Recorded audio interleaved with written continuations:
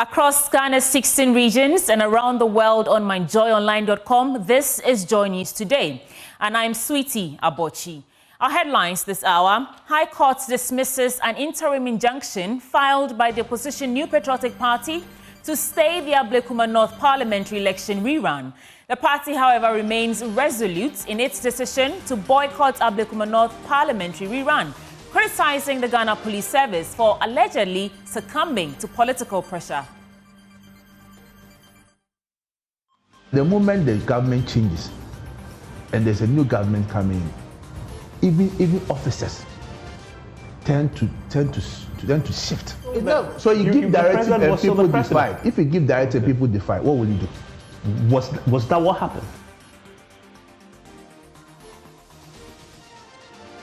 Details as the NDC marshals all resources for a decisive victory on Friday, with National Chairman Asiedu Nketia leading that charge. Our teams are on the ground, and the National Chairman himself moved into the field. We are ready for the Friday's election. We've sent our agents to participate in the printing of ballot papers. And in our climate focus series today, we'll tell you how plastic collectors in Accra are making a living from what the city throws away and filling a gap in its broken waste system. Because of this job, my Peking gets scholarship for outside.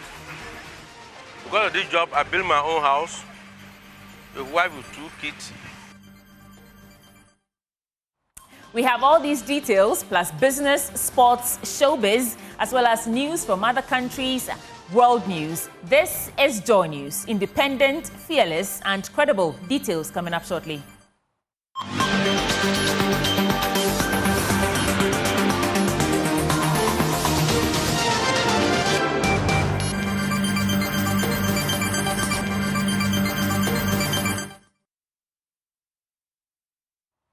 Many thanks for your time on Joy News Today. Our leading story: the opposition New Patriotic Party is intensifying its justification for boycotting the parliamentary election rerun in 19 polling stations in Ablekuma North. Now targeting the Ghana Police Service, the NPP pulled out of the elections on Tuesday, citing the Electoral Commission for violating electoral regulations and contempt of court. Now, NPP General Secretary Justin Kodua claims the police, alongside the Electoral Commission, contributed to the inconsistencies that marred the coalition process, further solidifying the party's decision to pull out of the election. And he spoke to Evan Spencer on PM Express. Then the new IGP also came in, and there have been several meetings between the IGP and the Electoral Commission, and even the political parties. So on 3rd June, I wrote 2 letters. One to the Ghana Police Service and the other to the Electoral Commission to inquire about the status of Ablekuma North coalition. The Ghana Police responded by stating that they are ready to provide security, but however, they have been told by the NDC that there's a pending case at the court which has not been determined, and therefore if they should proceed to provide any protection, they will be in contempt of court. And for that matter, they are unable to provide security. But they have, however, written to the Attorney General for advice. As I indicated, I had also written to the Electoral Commission to also seek their response on the Ablekuma North impasse. Then the EC responded to my letter on 11th of June, where they indicated that so far as they know and on record, there are only 3 outstanding polling stations, and for them, they are ready when the police provide them with security to complete the collation. You said 3? 3 polling stations, as at the letter that they sent to me on 11th of June. And they are waiting for the police to provide security. And for them, there is no case pending before the court. So the Ghana Police Service, all that they have to do is to provide security, and which we side with the position of the Electoral Commission, because if there was any case in court, definitely we are interested party would have been served. The Ghana Electoral Commission would have also been served, which there is no case because we have not been served. So we find it very astonishing, the defense by the Ghana Police Service. We just for us to draw the conclusion that it's an attempt to frustrate the process because the NDC is in government and they have control over the Ghana police. That is our position. He says the police have simply bowed to political pressure in failing to make sure that they provide the needed security to complete the coalition process. Unless we are being hypocritical with the issues which happens after post-elections.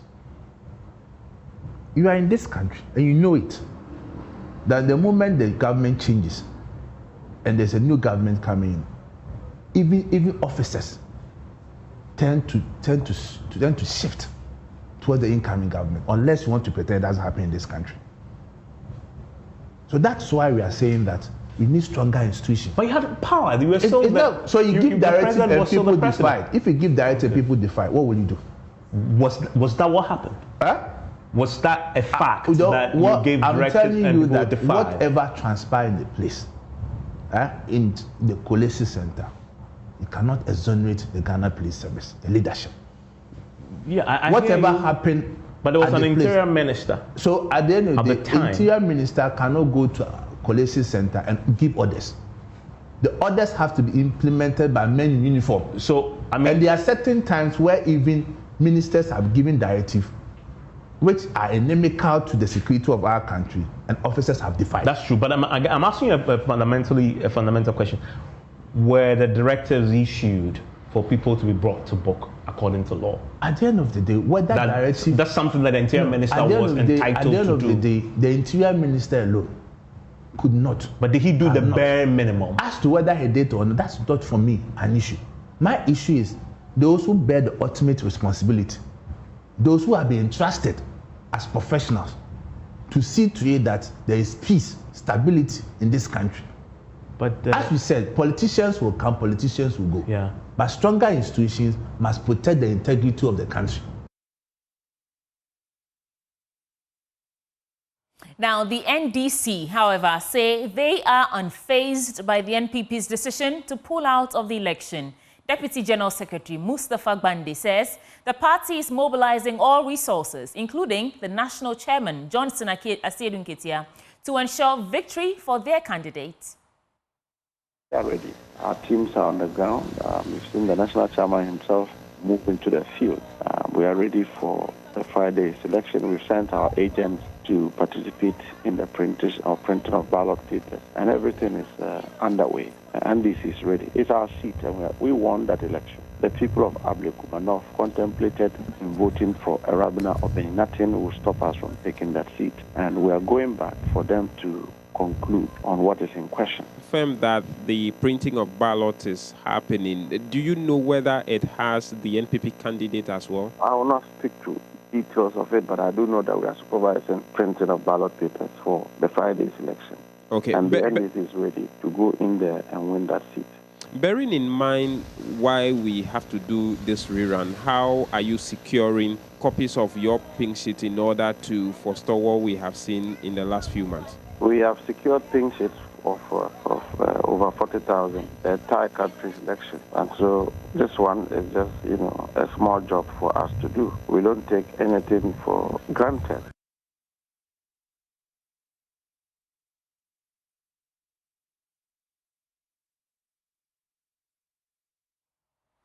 Let's check in live on grounds and find out what's happening there. My colleague James Savage is in the constituency. And James, thanks for joining us. See, how prepared are the voters? It's 48 hours to the election. What's the mood? Oh, sweetie, we arrive here. I'm currently at the Kwashiman traffic light here in the Ablekuma North constituency. I've been having a brief of interaction with a number of them even before coming on air, and it will surprise you to know that some of them do not even know that there is an election happening on Friday. But thankfully, still have a number of taxi drivers as well as other members of the public here for a quick interaction. The issue at hand is the fact that there are two separate opinions about the election that is happening on Friday. As for the NDC and the Electoral Commission, they are ready to go, but the NPP said they have pulled out. a number of them are here to talk to us. Boss, thanks for your time this afternoon. First of all, I want to know if you do vote in this constituency. Ablekuma North, yeah. Okay. What do you make of the election happening on Friday? Do you know about that before today, and will you go out and vote? Mate who was say beto about Friday wa na me say nyanti yes asem na almost had the call to say den no say beba say ye beto ba Friday dia die hia ye one MP ni e da nchen and dey say hia no yasumdue kire say asumdue no hod mo bi no betimi e dey akoba bi opese woko enti say ye beto about on Friday say dey o man e kana ye gina ye o mamba enti ne ye nto aba no asumdue kwan so say de be ya after battle, essentially, he said he heard earlier that there will be voting and that he would. Will you go out to vote on Friday? Yes, a quant was a Friday because me talk about Ablekuma North and not about Friday. Okay, and that he will go out to vote on Friday. What they want is a peaceful voting process so that at the end of the day, an MP will be declared for them. Who also would want to speak to me? Boss, do you also vote here? Don't vote here. But what do you make out of the process? You live here. This is where you work? I live here too. Okay. But what do you make out of the process? For 7 months, they do not have an MP. Possibly by Friday, they should have an MP. Oh, when there's an aneti, almost two about some babies see and no. Court to some near the idea in Ambem. Baffin and Rabase, Everton for Fontaine, easy for an enemy banner, Yenny Ato Banas, Ablekuma North. So, Friday, even though you are not going to vote, you'll be waiting for an MP to be elected? Yes. Okay. Uncle, talk to me. Yes. Yeah, true. I say about when the basso. I talk about December 7th. Up to now, I say, MP. I say, Niman Kuyi say abandon Nesifem. Not possibly. They say, oh, ye biano, with me a basum do a Ablekuma North, then Puntu to cross over as Ablekuma North. With that MP, they say, Hano Yakachi, and Puntu Bibia, I basa. What were you looking out for? What are the development you were looking for? Okay. I say here, so him, we have government come question here. As after now, I say, Kabant me a rocket for. And I'm all over. There's many roads, as I say, or Omoye, Nina Akachi. So, Nima may be or has a Ablekuma North here as a campaign of her, and they met me costo. Massum do not development to me a fro. Now you to Sunya Jumaye. They say, Bibia Bassa or Ablekuma North. Bibia Bassa, they say, you say a Kubin say a Kunifa, quite Atana say a Kokojo. They say abandon Nesifem. Not easy in Sudan Nesifem. Not quite be a fast way, being MP no, as an MP in a bar. Within this month, you hear MP. Okay. So he there believes that there is lack of development here in Ablekuma North constituency, and that Friday, by end of Friday, there should be an answer to that where the constituent would get an MP in order to bring development to the area. The NPP have pulled out of the election. They said they are not going to take part in it because they believe that what is happening is against the law. The court says go and finish the coalition, but the EC decide to do a rerun. What do you make out of the NPP pulling out? Okay, say you know, say me in court, the court becker. You say from hence 1992, and I did was say about to basso. That's all one to was here. Paco court. To court and say court decided a final. Till the court becker and a final decision. Near the EC becker. Yeah. Okay. He believes that whatever the court makes out of the case that has been filed should be the final solution to the matter, not whoever party, whichever party to the issue thinks what the EC thinks or the NPP thinks. And so the court should decide in that. Sweetie, I'll leave you here and continue with the conversation with them for subsequent bulletin. But for now, for those of them who will vote, say they will go and vote. Those who do not have their vote here are looking forward to Friday for an MP to be declared for Ablekuma North 7 months long after the December poll. So that's the mood here this afternoon, 48 hours to the elections on Friday. Thank you, James Aveji, for bringing us all the details. Looks like the people themselves are divided right to the bottom, but we look forward to seeing what's going to happen in the next 48 hours. Meanwhile, the High Court, presided over by Justice Ali Baba Abacha, has dismissed an interim injunction filed by lawyer Gary Nimako on behalf of Ekwe. Member of our Legal Affairs Desk, Kweku Asante, joins us with an update on this. Kweku, what can you tell us on this development? Christiana, the judgment was handed down not so long ago by the High Court sitting in Accra. Justice Abaturi sitting on this matter. We know that at the start of this week, the New Patriotic Party, through Gary Nimako, and in particular on behalf of Nana Akua-Afrie, the NPP's parliamentary candidate in that constituency, filed a legal challenge to the Electoral Commission decision to order a rerun in 19 polling stations in Ablekuma North on Friday. We know that in January, the High Court order was to the effect that the EC should complete the collation exercise and declare a winner. That was in such a stalemate for weeks and months. The EC was unable to do that. After meeting both political parties, it then decided that it was going to rerun the election in 19 polling stations. Last week, the EC decided, the NPP described that decision by the EC as unconstitutional and unlawful and served the notice that they're going to file some legal challenges to this. Due to that, on Monday, they did file a substantive action in court, but followed up specifically with an injunction application seeking to stop the election from going ahead on Friday. The injunction application was heard this morning. The Electoral Commission and other parties were all represented. The NPP did make their case in court before Justice Abaturi. They say that the EC have no locus to order a rerun in 19 polling stations, for which reason they wanted the court to stop that. The court listened to the arguments and found that there was no merit in that case and that the EC should not be stopped from going ahead with organizing the rerun on Friday.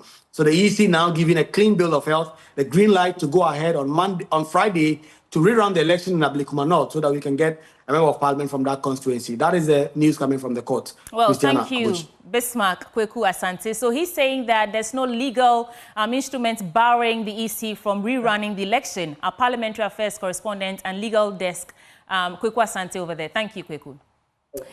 Now, in other stories, Ghana's road sector is drowning in a 21 billion Ghana cedi debt crisis, with the government owing contractors for completed projects. Roads Minister Kwame Govint-Agbodza reviewed the alarming figure, describing the situation as dire. To mitigate the crisis, the government plans to release 4 billion Ghana cedis to revive stalled projects. The minister attributed the collapse of road projects to delayed payments to contractors who often take loans to pre-finance public works. A critical example is the Fankor in Sawam Road, which was supposed to be a completed project by July 2024, but it remains in a deplorable state, plagued by potholes and breakdowns, causing frustration for commuters. Emmanuel Jivenu was there and reports. This is no ordinary road. It is one of Ghana's most critical corridors, the 37-kilometer stretch linking the capital Accra to Nsawam and further into the middle and northern belts. From yams in Yendi to tomatoes in Techima, this is the route they take. But for years, this road has been in a deplorable state. Ridwan Kasim Jamal is a driver and should be in Burkina Faso by now. Instead, he's been stuck here for the past 2 weeks. My car just twists left and right and my cross members broke it. That's why that my car has been imbalanced like this. So it's the road that is not good. This is where I've been staying. I've been sleeping inside the car tonight. At the daytime, then I'll be going and sitting over there because of the ducts. My car owner said that he's bringing in our new truck to come and offload the car. It is not just cars breaking down. It is the people too. Drivers, traders, passengers, choking on dust, spending hard-earned money, yet the road stays the same. The road spoil. It makes the passengers who did the road top, they suffer. Some of the cars, some are 10 city, maybe 10 city, you see. People who did the road top, they suffer. The road, if you can't do harm. It's too dusty. There's dust all around. And because of the bad road, the road is not yet fixed. So it's just bad road for us. Me can say me per scanning tea. My fine soning bana me nya quite on me no smas. Bra me heads here me no. What was meant to be a landmark upgrade, a project to ease the travel and open up key parts of the country, has instead become a symbol of pain. Years after work began, the road remains in ruins. And if you look at the nature of the road, it's very bad. If it rains, you can't pass here.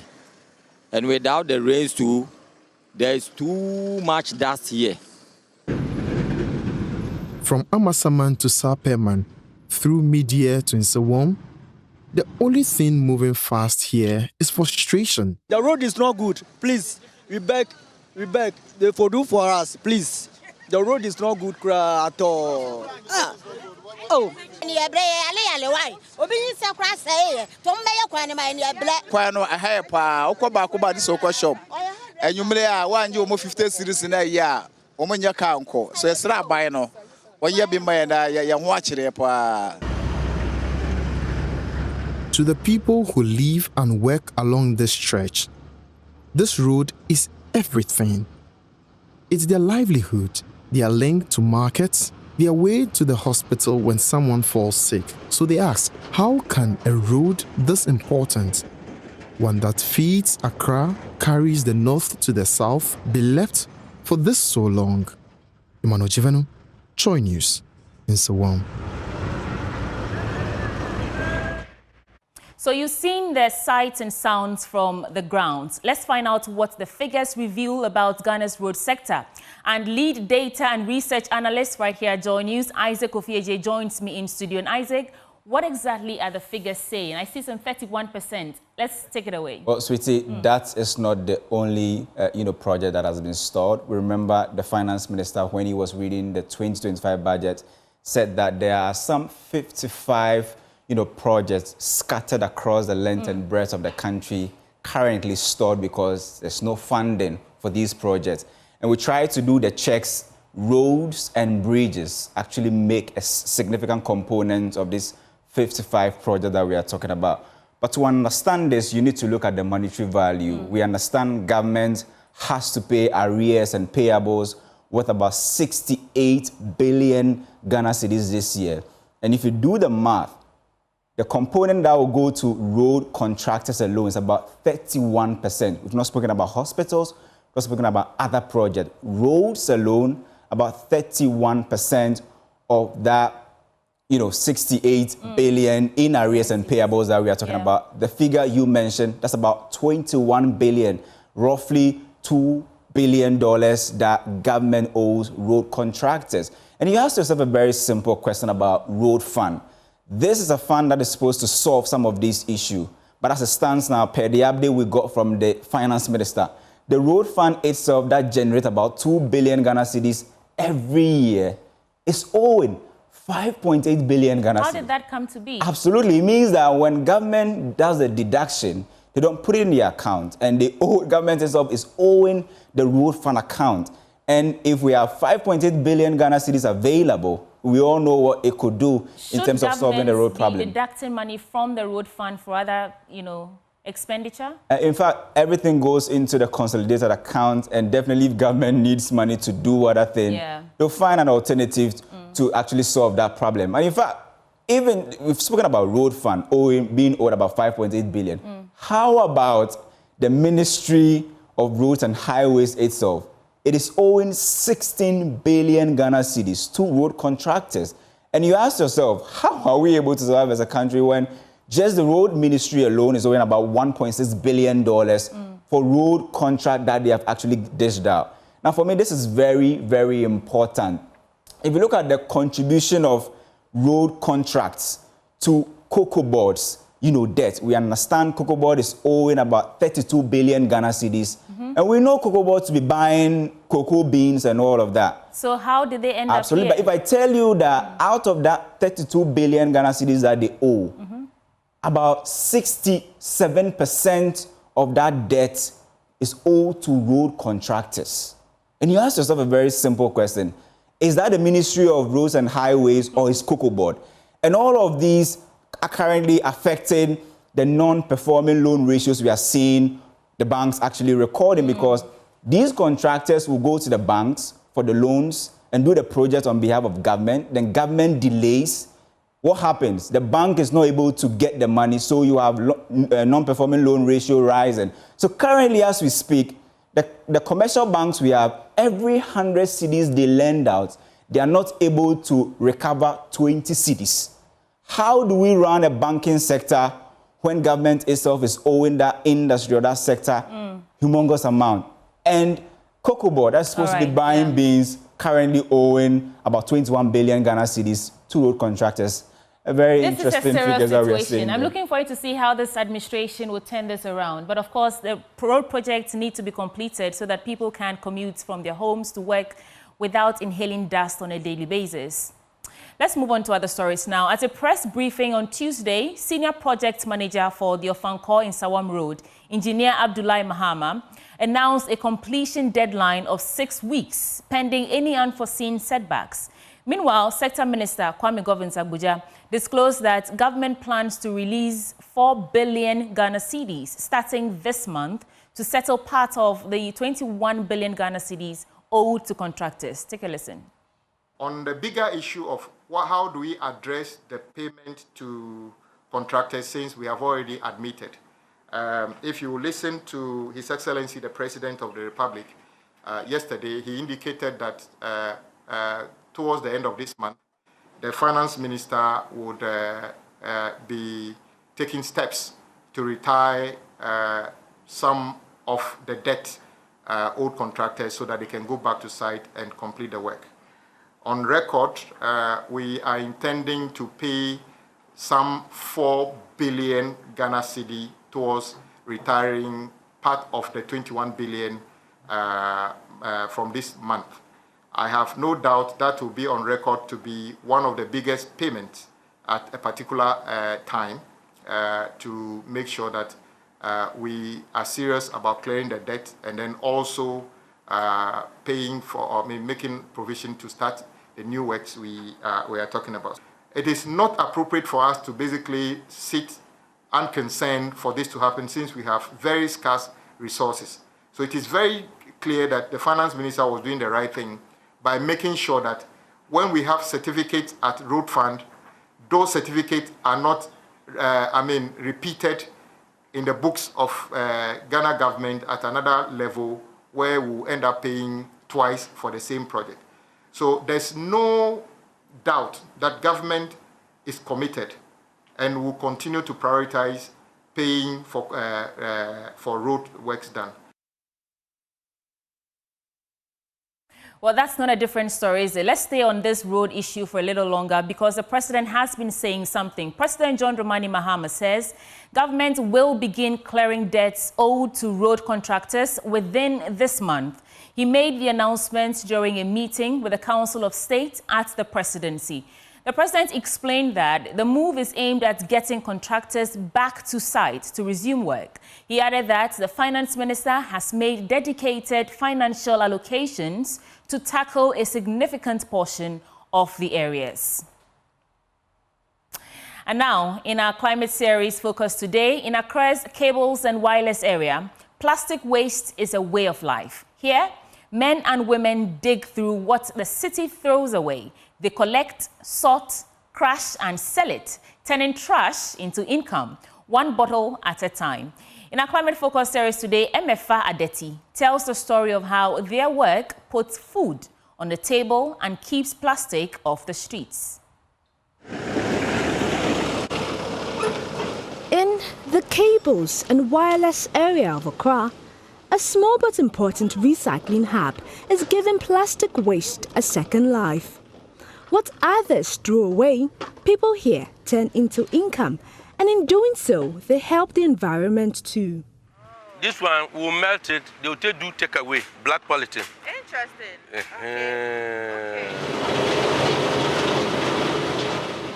Al Hassan is a local recycler. Every day, he collects plastics from across the city, crushes into raw chips, and sells them to manufacturers. For him, this is more than a job. It's how he feeds his family and how he helps reduce plastic pollution. Because of this job, my Peking gets scholarship for outside. Because of this job, I build my own house. a wife with 2 kids. Portia is one of the many women who sort plastics by hand. She works in the open, under the sun, with no shade and little help. She earns 30 cedis a day, just enough to support her child and save a little. 15 cedi bet sisi you 30 Ghana. Nti ama metimi aboaboa sika kakra nso am pese metimi di bie container. Me bie wi ana afa ni majai en na ya me buta ensam. Nana Kofi Hinaku, who runs Star Plastics and Alinko, buys recycled plastics to produce household and construction items. His company turns waste into chairs, tanks and plastic lumber, cutting down the need for timber. So here we do recycled finished products. We have colleagues who do the recycle, the clashing, the passing, and they will sort it and do the finished material. Then when they bring it here, the one which is suitable for my product, then I'll go for it. Because the plastic, we have different type of plastic. We have PP, we have PE, we have AD, LD, and different types. I mostly use the PP, polypropylene. That is the short name of PP. Yeah. So when it comes here, I have different type of molds. So if I'm producing, I have a lot. If I'm producing, I have sewa plate, I have sewa bowl, I have adoa, I have Christodia, I have wache plate. I've named it in Ghanaian way because I'm not going to do it some like the Chinese people, they'll write chin chon chon on it. But the land this recycling hub sits on is not theirs. Every year, there are rumors that it might be sold or taken over for development. That could put workers out of work. We have petitioned to the government to help give this land for us to create an industrial village for the informal sector where we have a permanent place, because if they are working around any time, the owners of the land, either the government or the individual, they eject them and they find difficult to get other places. But if we have one permanent place where they will have their structures permanently built, I think it will help to really increase production and even for more employment. Every year, the governor they'll bring somebody buy the land. We are going to come and sack you. So if you have money to go and take material, you are panicked. Whether you don't know where you go bring the material, greater or come and destroy it. And we have been fighting the government to release here givers. Because we have all the company who is doing this rubber bowl, rubber bucket, they are blacks. Take away all our people who are doing it because of this job. Plastic that once choked gutters and landfills is now raw materials for building, packaging and household essentials. Their efforts may be small scale, but they are making a big difference in reducing pollution and protecting the environment. MFA Aditi's report for JoyNews. Climate Focus is brought to you by JoyNews in partnership with Youth Bridge Foundation, bridging gaps for positive youth development, and the Climate Development Knowledge Network. The government has expressed deep concern over the increasing rates of HIV infections, particularly among young people, citing, among others, limited access to comprehensive sexual health education as a key contributing factor. Speaking at the launch of the 2025 Voluntary National Review of the UN Sustainable Goals, President Mahama stressed the urgent need for a youth-led national conversation on HIV prevention. A recent report by the Ghana AIDS Commission revealed that 15,290 new HIV infections were recorded in 2024 alone. Of these, 11,289 cases involved individuals aged 15 and above. We're also alarmed by the rising HIV rates, especially amongst young people. This points to a failure in communications, stigma, and limited access to sexual health education. We need a bold youth-led national conversation on prevention supported by our schools, by our health workers, our parents, and the media. Prevention is essential, but empowerment is the key.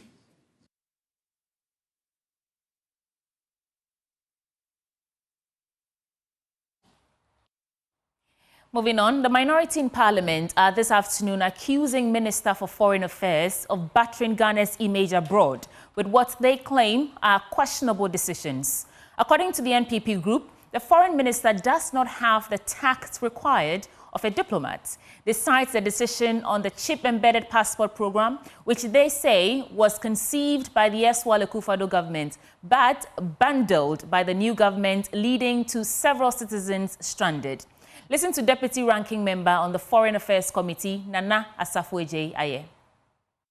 Since independence, the historical record shows that Ghana has earned global respect by speaking with a steady and principled voice abroad. Successive administrations, regardless of party, have treated diplomacy as a national trust, not a partisan tool. The minority has observed that Ghana's long-standing diplomatic continuity now hangs in the balance. Ghana's reputation abroad has never depended on personalities. It rests on the principled, disciplined work of foreign services institutions. Today, since Honorable Samuel Okudzeto Ablekuma assumed office on the 7th February 2025, the minority and Ghanaians globally have observed and witnessed a troubling drift away from the tradition I earlier on mentioned. Going government secured supplier credit, completed all testing, and formally launched the project on 2nd December 2024, including procuring of 50,000 booklets and standing order of 200,000 more. You can reference this on the Ministry of Foreign Affairs press release. You can also look at the Ministry of Foreign Affairs contract CEP 2111.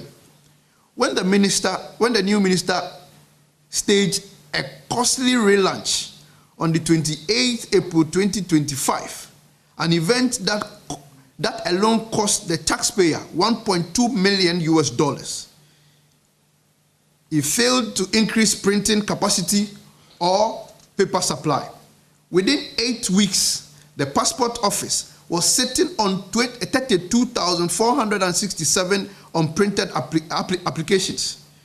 68% of applicants had waited more than 8 weeks, despite paying for 15 days express services. At this point, we'll take a break. When we return, we have business news for you.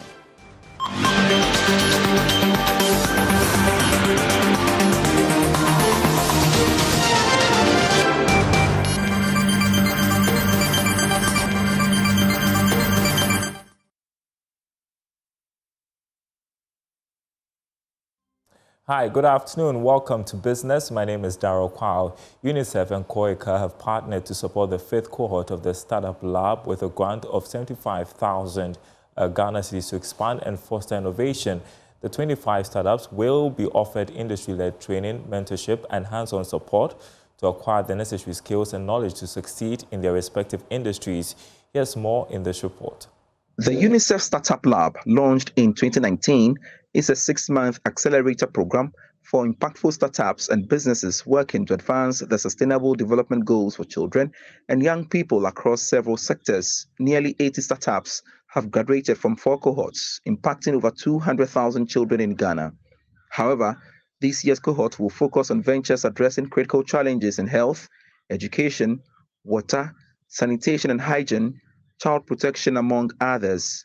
Speaking to Joy Business, Programs Manager of UNICEF Startup Lab, Mary Franklin Ishen, said, aside the seed funding, the cohort will benefit from a wide range of opportunities and resources. This year we are providing each and every startup, we have 25 startups in the cohort, and this year we are providing each and every startup with 75,000 Ghana cedis as a grant, which means that you don't have to pay it back, it's free, you know, and you're supposed to use that to advance your product or your service. So either you build a new product or you and enhance an already existing product that you have.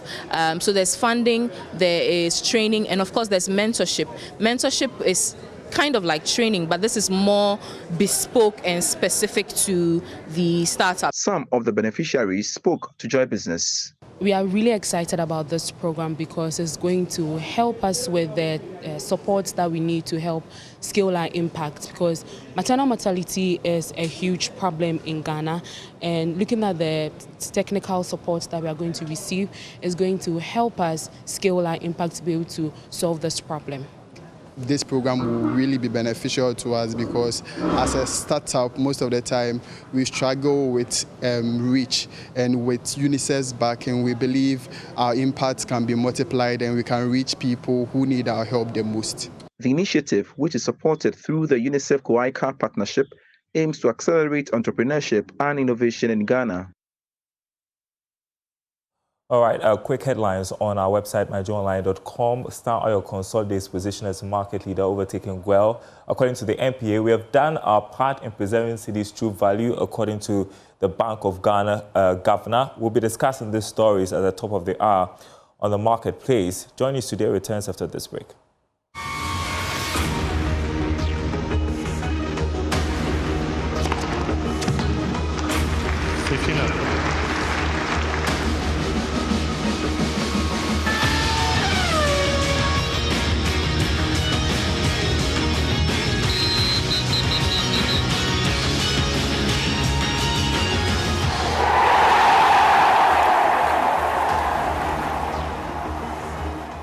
Time for sports on JN Today. My name is Haruna Mubarak. Now, Hearts of Oak have been hit with another transfer ban after missing the deadline to pay former player Francis Ajete about $10,000 as ordered by the Court of Arbitration for Sport. My colleague Victor Achutamaklu has the rest of the story.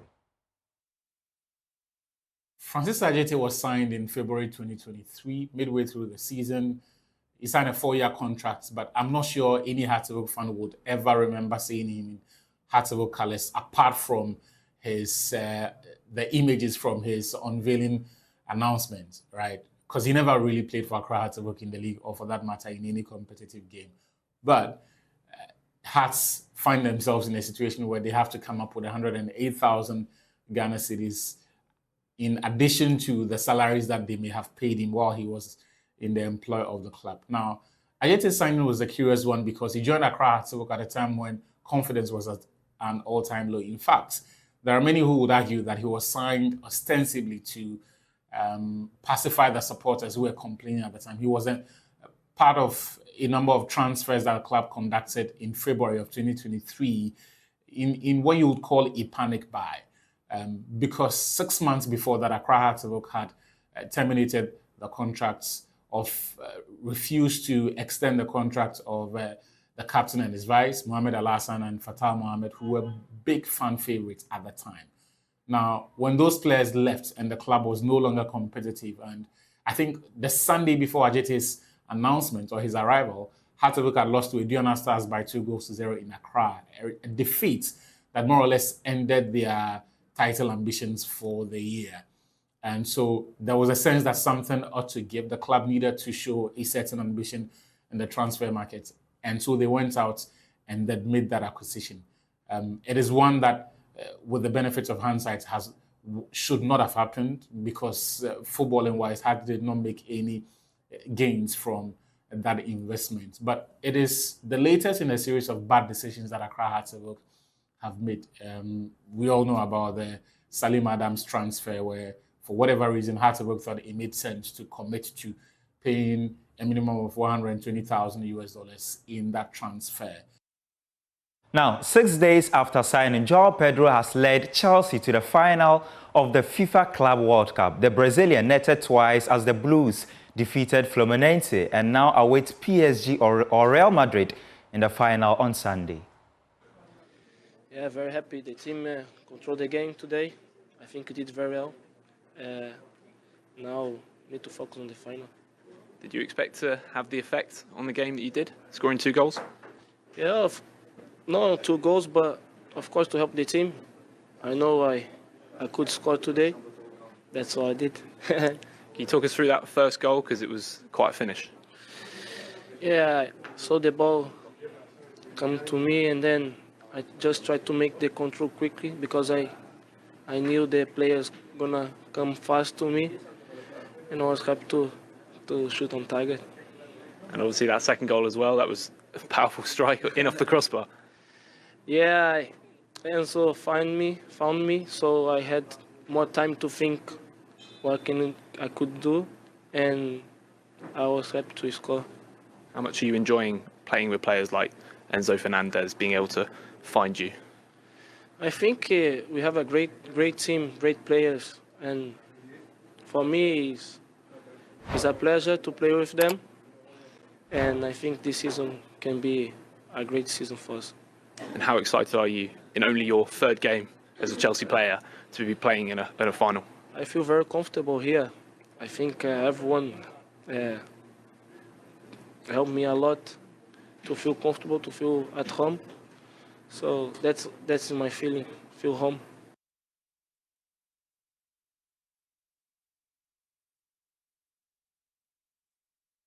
Sports on JN Today. My name is Haruna Mubarak, and back to you, sweetie.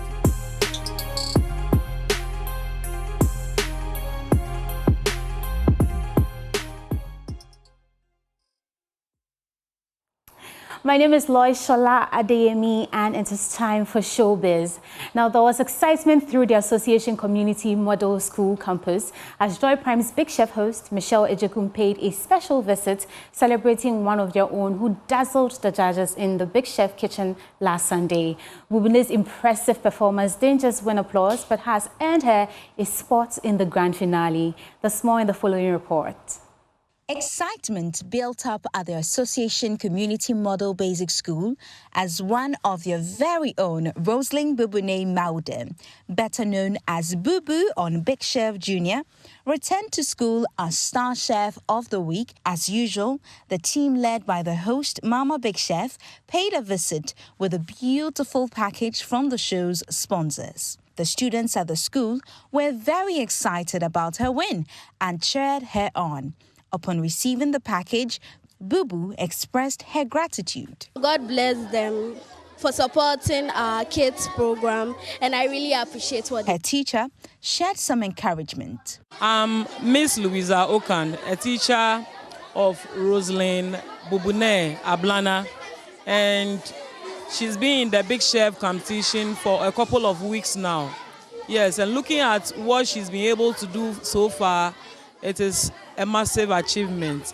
And last week's performance was superb. Rosalind, we wish you all the best, and we pray that you come home with the cap to Association Community Model Basic School. And her friends could not keep mute. Hi everyone, today is a very happy day because Rosalind Mawudem Ablana is in the Big Chef final. So please, everybody should vote for her because she's the best among all of them. As Boo Boo's win earns her a spot in the grand finale, the other contestants are faced with a final opportunity to earn slot in the finale. Don't miss Sunday show at 4 p.m.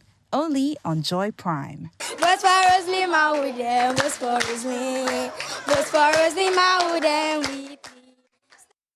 Once again, congratulations to Bubune. Moving away from that, in an industry where financial gain often takes precedence, Diana Hamilton is guided by her faith. Speaking on the Career Show with Irene Dubia-Enling, the award-winning gospel musician revealed that she has turned down lucrative deals that didn't align with her Christian values. Take a look at the video. There have been times when I've had to stand for my faith. I've had to say no to certain things because of my stance in the faith. I've had to say no to certain brands because it just doesn't work with my faith. It's not biblical. It's not right. I've said no. Maybe I was a child, but I stood my grounds. knowing that it wasn't right as a child of God to do that. So yes, I've lost certain, one would say, deals because it just wasn't right. Yes. Okay. Yeah. So when it has to do with your faith, money doesn't come first. Oh no. Listen, my heaven is very important to me.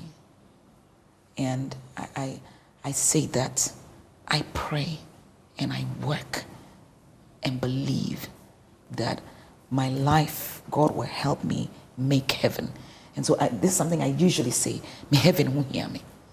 And so as much as I can, if it lays within my power, yeah. Well, and that's how we wrap up Showbiz. My name is Loishola Adeyemi. Sweetie Abochi, over to you. Thank you for bringing us Showbiz. And that's how we're wrapping up the entire bulletin for this hour. I am Sweetie Abochi, and do log on to myjoyonline.com. It's your most credible online news portal where you can find stories like the new U.S. visa rules and the lack of trust in Africa's financial systems hurting economic growth, according to Professor Bokpin. Bye for now.